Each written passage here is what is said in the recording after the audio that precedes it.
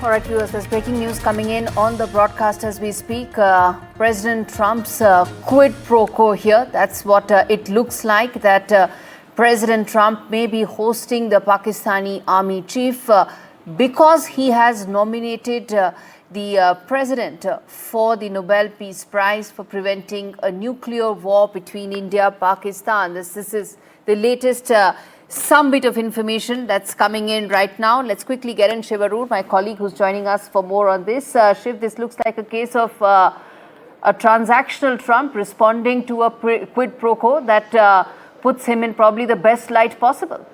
For a U.S. president that loves nothing more than himself and any actions that make him look a little better, a U.S. president that has broken with tradition by taking credit for global events that he had, little or nothing to actually do with directly. This is actually a signature Donald Trump, isn't it, Gauri? And I just want to read out what Anna Kelly, the White House spokesperson, has said. President Trump will host Field Marshal Munir, General Field Marshal Munir, after he called the president to be nominated for the Nobel Peace Prize for preventing a nuclear war between India and Pakistan. This is very much businessman Trump. I don't want to overinterpret what this limited statement says, but this is transactional Trump.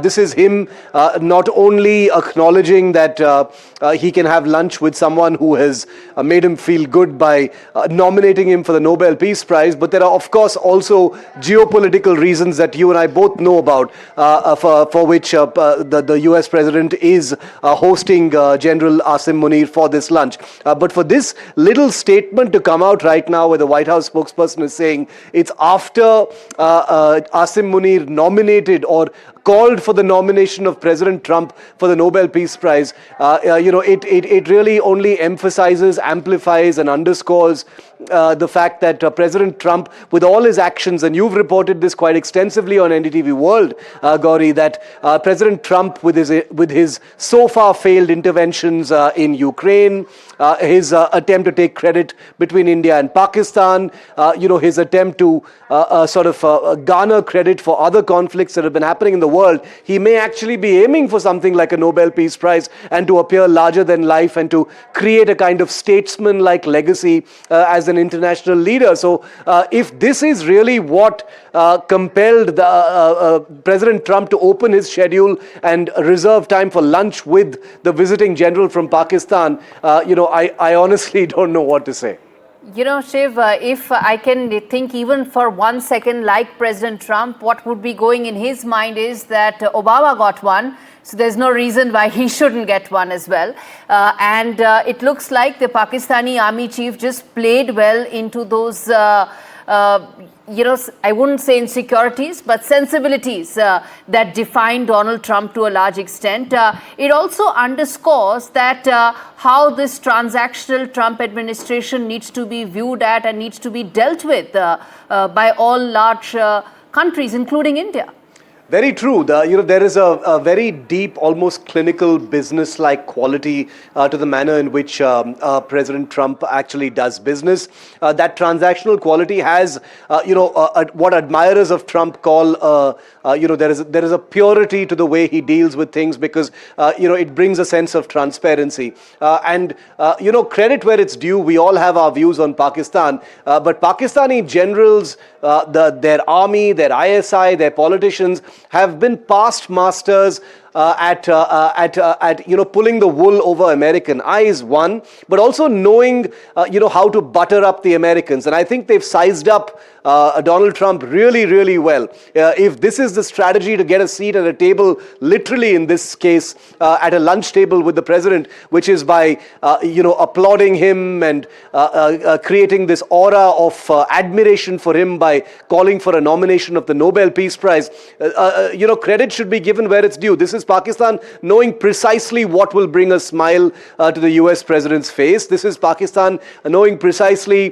what will capture Donald Trump's attention at a time like this. This is also Pakistan that is clearly aware of the value it brings to the table, regionally speaking, in the context of what's happening between Iran and Israel. But it is this little X factor, a nomination call for the Nobel Peace Prize, knowing full well how much this would please the US president who loves himself so much that will provide that final push towards actual handshake at the White House. And that's what's happening now. Indeed, that's what is happening. And most of Donald Trump's Western allies would be wondering, is this why he cut short his G7 summit and went back? Because he said it was most certainly not for Iran-Israel. So was it for this lunch meeting with Asim Munir? One wonders. But, Shiv, this brings us to talk in terms of how Pakistanis have been able to sort of identify that weak or raw nerve, so to say, in the Trump administration and maneuver that. This is the same Trump who just 5 years back in his earlier term did say that here was a Pakistan who looted us for billions and billions of dollars and we didn't get anything in return, and that war on terror did not have any impact or positive result for us whatsoever. And 5 years later, they managed to touch that raw nerve of his, and here he is hosting Asim Munir. And one needs to now just wait and watch how it would play out going forward. There's a 2011 tweet of Trump's where he is bashing Pakistan for hosting Osama bin Laden that people have put out on social media right now as a kind of a contrast to the manner in which he's feting, felicitating and hosting the Pakistan army chief right now. But Gauri, I think the truth of the matter is no one typifies and embodies the phrase no permanent friends or enemies than Trump himself, whether it is as the US president, where he has befriended those who are considered to be traditional American enemies like Vladimir Putin, or whether it is even during his business career and his transition into domestic politics in the United States, where many of the Democrats who were actually business partners and friends of his suddenly became his political rivals, and he very smoothly made that transition. This is a man who shapeshifts loyalties. This is a man who has brought his own sort of brand of the alternate version of the truth. The post-fact Trump era is one where, the things that you and I perhaps believe in don't really, stand anymore. So I don't think he gives a damn about what anyone thinks by way of judging his priorities or judging his loyalties, because he has the confidence of a large mandate in an election and I think an over-the-top personality anyway that has been backed by a successful business empire, that he believes he can do exactly what he wants to and not really bother about international political or geopolitical niceties. And I think this little statement from the White House and the manner in which he exited the G7, even if that does have a connection with that, really stands for it.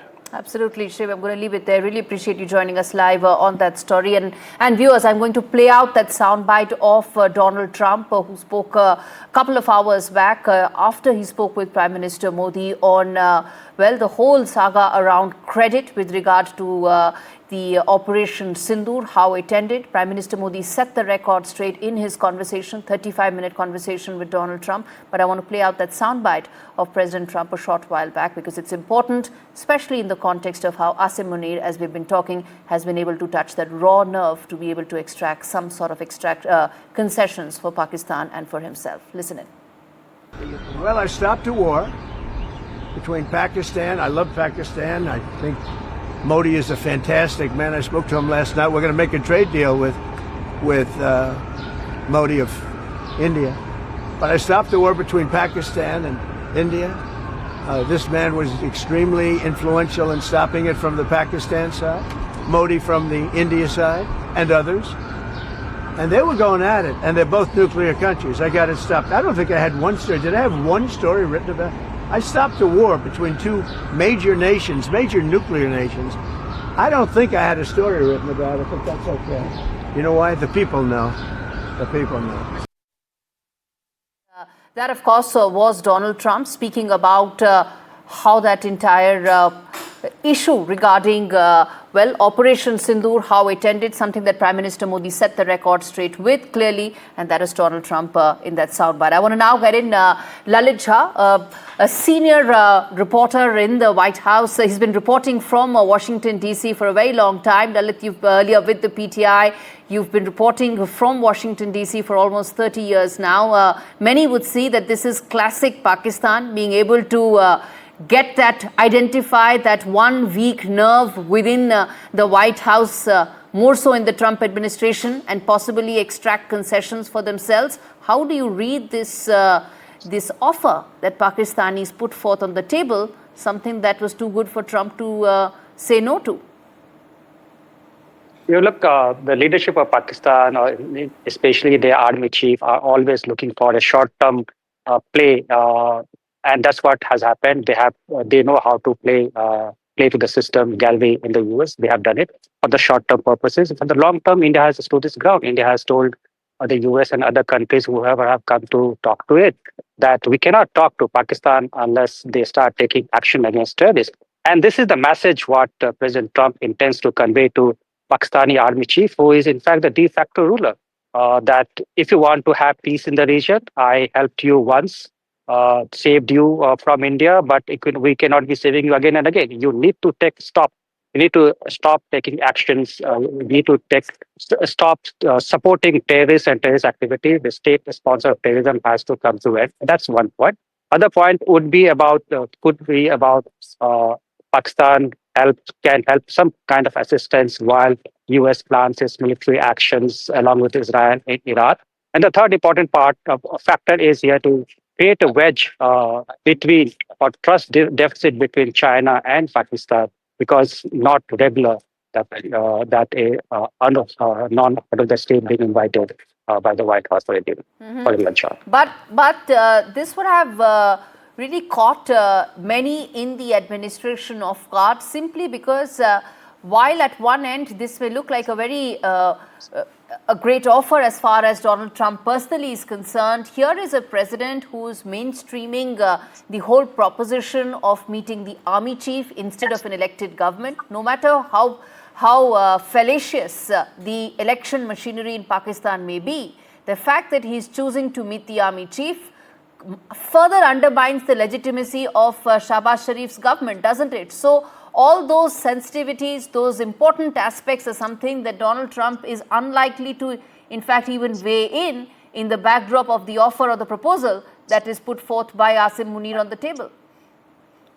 Definitely, by inviting him to the White House and having a luncheon with him in the cabinet room, his status has been elevated. But he's a practical person. He knows that the democratically elected government or the government that is the prime minister right now, he is not the actual ruler. The power flows from the office of the army chief, and that's what he's talking about. And he's trying to communicate, make deals through the person who can provide him the deals, right? Who can deliver for him. The Pakistani prime minister, if he's invited, I don't think no one can be sure that he will be able to deliver it for President Trump. So he's has approached the right person to get his things done. Okay. Final question, Lalitcha, I want to ask you this is, this entire lunch meeting looks all about, at this stage, about the possibility of elevation of Donald Trump as a leader, as a statesman, as the president, more than furthering the Trump administration's view in terms of how they want to address the Middle East and how important Pakistan may be in that game plan, in that roadmap. Are we reading it correct? Look, if you look at the U.S. perspective, U.S. Vision of President Trump's vision of its global policy, Pakistan is a small part of, very, very small part, tiny part of it, right? And at this point of time, it might play some important role when it comes to Iran. And Pakistan, as you know, has been an opportunistic country. It has always tried to get opportunity from such incidents that happens. But I don't think so it's going to be beneficial to Pakistan as a country in the long term. It might be beneficial to the army chief in the short term. Right, I'm going to leave it there. Lalitcha joining us live from Washington, D.C. on this prick story that's come in right now, which is that peace prize for ending the Indo-Pak war is what the Pakistanis have offered for Donald Trump. But the Nobel Prize, that is something that would be coveted by Donald Trump, if for nothing else, for the fact that he feels that he's been doing such good work and not being acknowledged for it. All right, let's get in Dr. Tara Kartha, who's with us on this, and Daniel Block as well, and we have Veena Sikri as well on this. Now, we speak at a time when this meeting is going to take place shortly. While we may talk about what could have finally led to this meeting actually taking place, whether it was Trump's interests or it was the Trump administration's interest in terms of Middle East. Either way, this meeting is important. It is significant. Tara Katha, let me start with you. What would be your expectations out of the Asim Munir Donald Trump meeting? Right, I think the offer of a peace prize was politically very smart. I mean, let's face it, it was a nice kind of touch by Asim Munir. But I was just harking back, to 1959 when Ayub Khan went and called on President Eisenhower.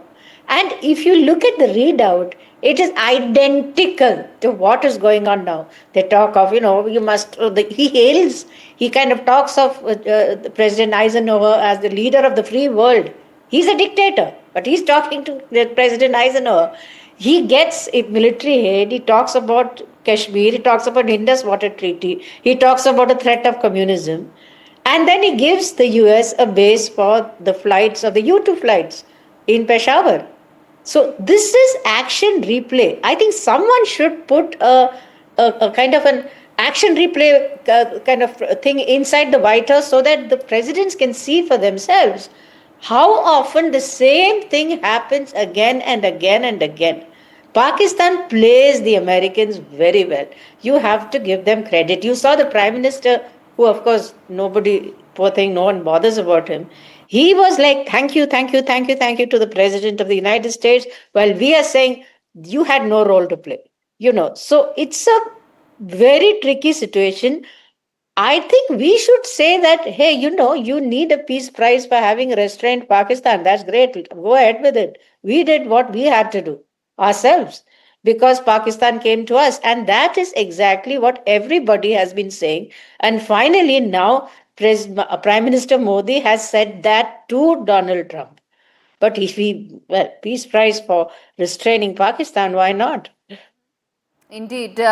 Daniel Block, how do you read this meeting that will take place? The context of that, we're telling you right here to our viewers right now on the broadcast tuning in. The context of the Asim Munir Donald Trump meeting may be not just about the Middle East roadmap, about how useful Pakistan may be for the administration's roadmap for the Middle East, but how useful Asim Munir is right now to further Donald Trump's, for want of a better word, ego, given the fact that a Nobel may be in the offing or at least on the offer here.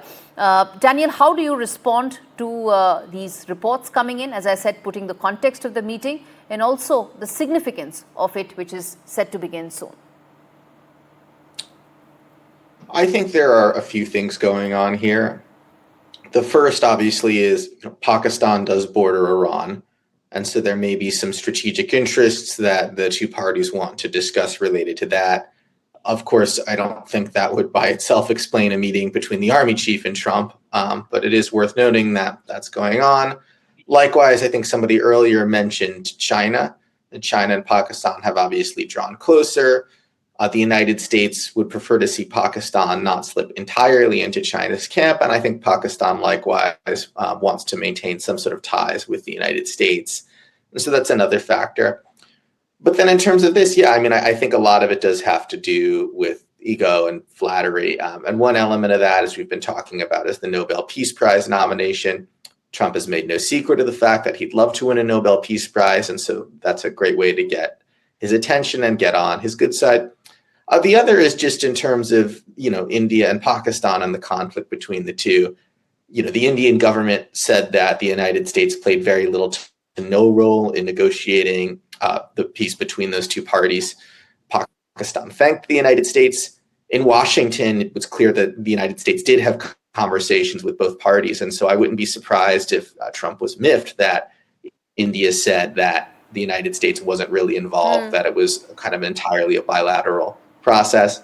But also it's in Pakistan's interest, right, to drag the United States and have the United States play a part in whatever is going on between India and Pakistan. Okay.